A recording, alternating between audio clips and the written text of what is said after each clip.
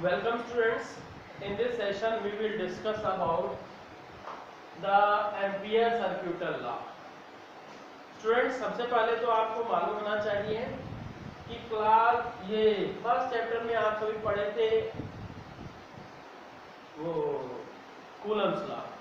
ठीक, तो अब यहाँ पे हम सब कूलम्स लॉ एप्लीकेबल किसके लिए था? सिंगल चार्ज के लिए. ठीक, और इसी तरह से छोटे से करंट एलिमेंट के लिए इसमें मैग्नेटिक इफेक्ट्स ऑफ करंट में एप्लीकेबल है Biot Savart law. For complex situation in the case of electrostatics there was Gauss theorem, but here we have to apply the ये ampere सर्क्यूटल law for complex situation. Let us see for ये क्या for single charge, simple कह सकते हो, simple situation. ये क्या है? इलेक्ट्रोस्टैट्स में कूलम्स लॉ अप्लाई होता है और इलेक्ट्रोस्टैट्स में, ठीक, इलेक्ट्रोस्टैट्स में. और मैग्नेटिक इफेक्ट्स में क्या अप्लाई होता है? Biot Savart law. Biot-Savart law. Is that clear? पर यहाँ पे हम सिचुएशन क्या करते हैं? सिंपल सिचुएशन का मतलब छोटे चार्ज या छोटा कोई करंट एलिमेंट है उसके लिए. ठीक, पर क्या है अब for complex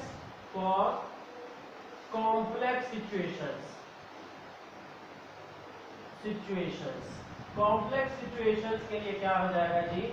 there is Gauss theorem. Electrostatics में क्या है? गॉस थ्योरम है. Gauss theorem. ठीक, but in magnetic effects of current there is ampere सर्क्यूटल law. Is that clear? तो अब बच्चों ये है, यही दोनों में मतलब सिमिलर इलेक्ट्रोस्टैट्स और मैग्नेटिक इफेक्ट्स ऑफ करंट और आगे क्या है मैग्नेटिज्म, लगभग काफी कुछ सिमिलरिटी मिलेगी आपको. इवन क्या है मैग्नेटिज्म में भी गॉस थ्योरम है. Is that clear?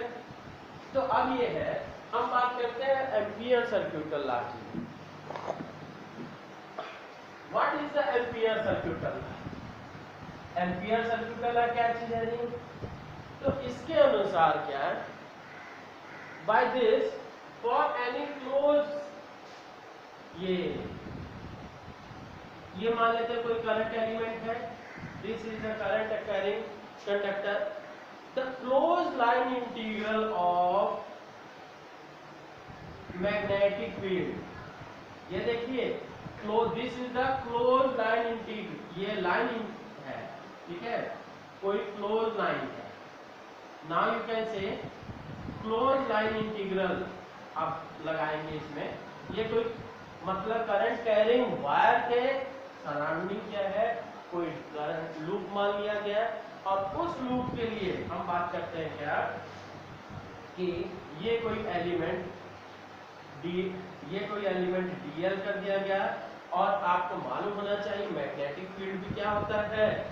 Magnetic field for a current ये करंट कैरिंग वायर है. मैग्नेटिक फील्ड कॉन्सेंट्रिक सर्कल्स होगा. Is that clear? Magnetic field will B concentric circles. तो इसलिए मैग्नेटिक फील्ड भी इसी डायरेक्शन में भी. तो यहाँ पे अब इसके अनुसार by ampere सर्क्यूटल law the close line integral B dot dl will be equal to mu naught I. मतलब total current threading this closed loop, इसके डायरेक्टली प्रोपोर्शनल, इसके मतलब म्यू नॉट टाइम्स होगा. ठीक, यहाँ पे ये देखिए बच्चों, ये क्लोज लाइन इंटीग्रल, यहाँ क्लोज का सिंबल हुआ, यहाँ पे L डाल देंगे तो this will be the symbol for close line integral. ठीक, अब ये हम इसी की स्टेटमेंट भी लिखते हैं. बाय दिस by this हाँ क्या है close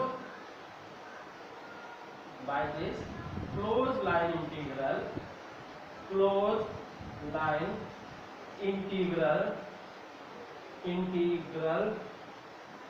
of magnetic field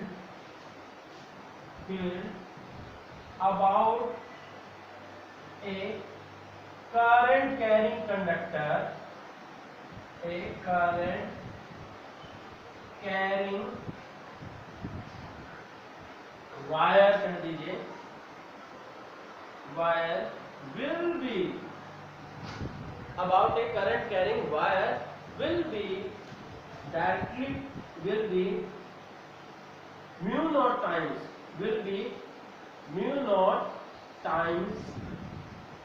the current mu naught times the total current threading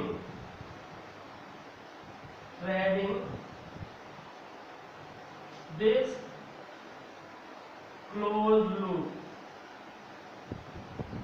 Okay, mu naught will be mu naught times the total current threading this closed loop.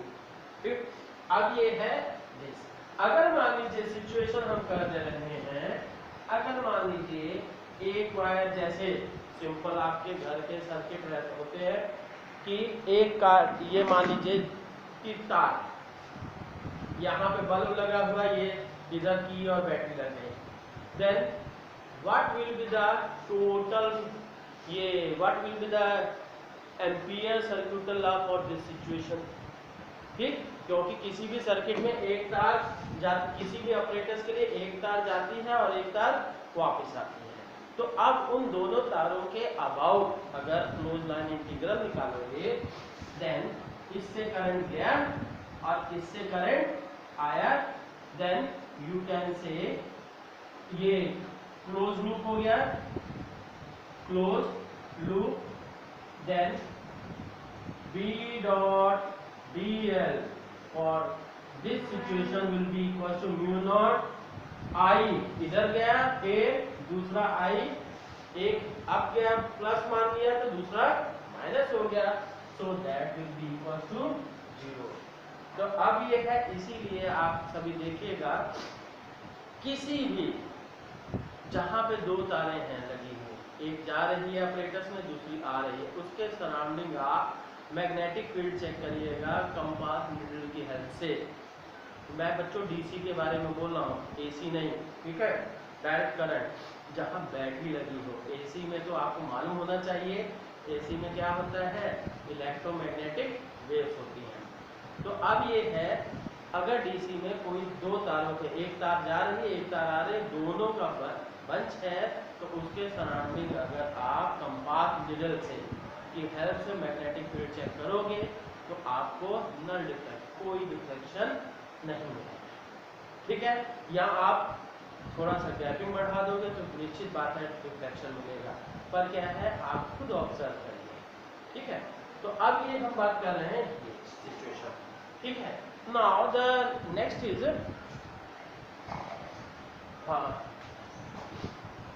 Ampere सर्क्यूटल law का application हम करते हैं किसके लिए, for a current carrying wire. ठीक है, application इसका for a ये magnetic field due to a current carrying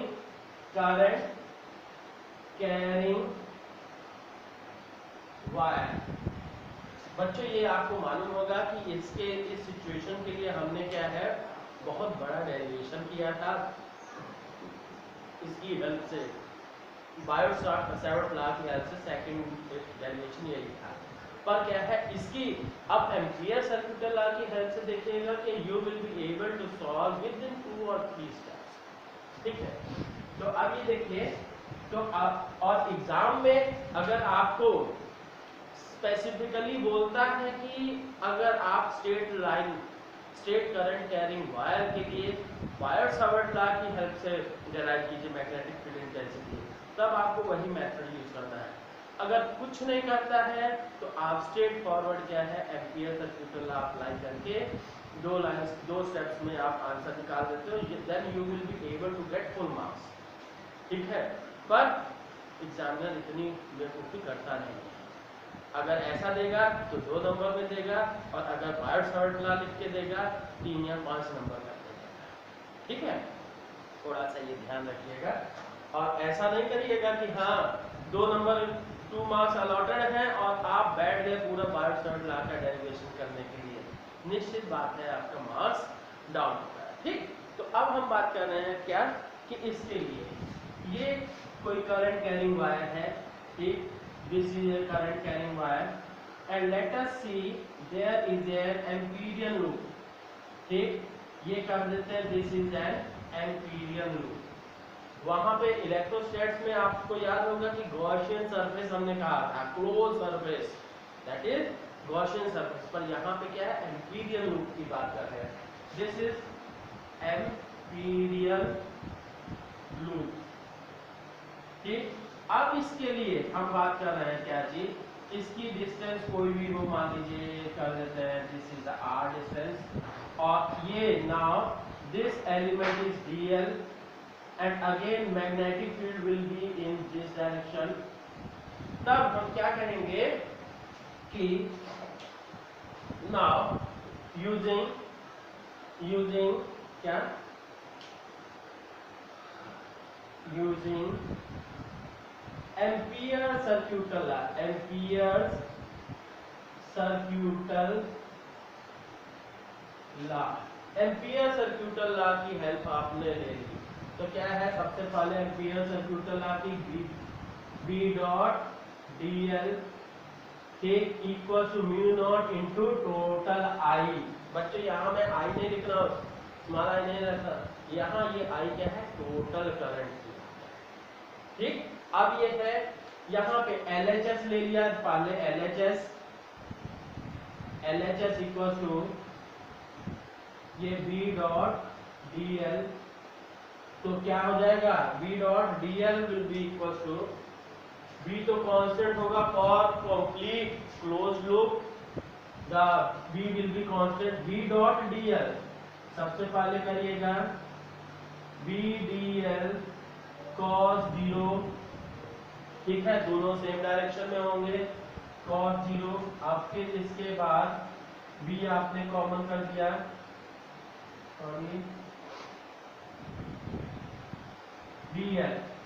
तो अब dl का इंटीग्रेशन करोगे तो कहां से कहां तक, पूरे लूप के लिए 0 से 2 पाई r हो जाएगा। ठीक है, ये तो हम ऐसा सिंबल नहीं यूज करेंगे, v फिर l 0 से 2 पाई r। तो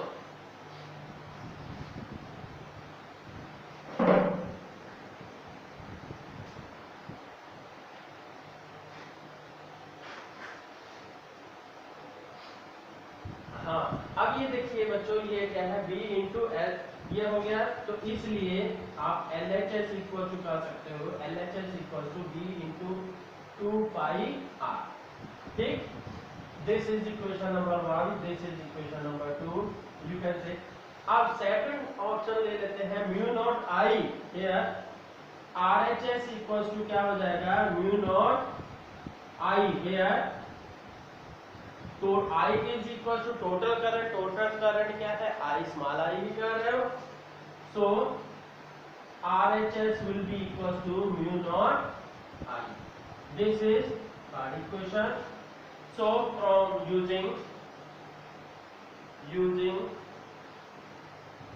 second and third in first में पुट कर दिया गया, so you will get v into 2 pi r will be equals to v into 2 pi r will be equals to mu naught I, so v will be equals to mu naught I by 2 pi r।